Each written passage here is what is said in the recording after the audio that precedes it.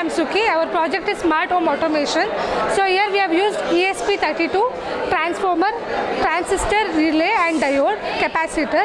So ಈ project ಎಲ್ಲಿ ಅಂದರೆ ಮನೆಯಲ್ಲಿ ಯೂಸ್ ಮಾಡ್ಬೋದು. If you have disabled peoples or grandparents, so they can control your project or lights from sockets from phone, smartphone. We took almost 1 week to complete this. We get ESP32, ಅಲ್ಲಿಂದ wifi ಬರುತ್ತೆ. So home automation ಅಂತ ಇದೆ. Already code dump ಆಗಿದೆ and ಅಪ್ಲಿಕೇಶನ್ನ download ಮಾಡಿದ್ದೀವಿ ನಾವು and ನಾವು connect ಆಗಿದೆ.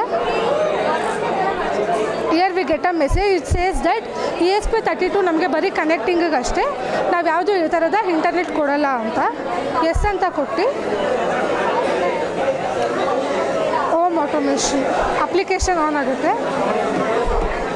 So this is bulb 1, bulb 2. So ಇಲ್ಲಿ ನಾವು ಚಾರ್ಜಿಂಗ್ ಟೇಬಲ್ ಫ್ಯಾನ್ಸ್ನ ಕನೆಕ್ಟ್. ಸೊ ಇಲ್ಲಿ ಬಲ್ಬ್ 2 ಆಲ್ರೆಡಿ LED ಕನೆಕ್ಟ್ ಆಗಿದೆ. ಸೊ ಇದು ಆಲ್ರೆಡಿ ಆಫಲ್ಲಿದೆ. ಇದು ಹೆಂಗೆ ಆನ್ ಆಗ್ತಿದೆ ಅಂತ ನಮ್ಗೆ ಗೊತ್ತಾಗುತ್ತೆ ಅಂತ ಅಂದರೆ here there is one LED. So on ಆಗುತ್ತೆ ಆ್ಯಂಡ್ ಆಫ್.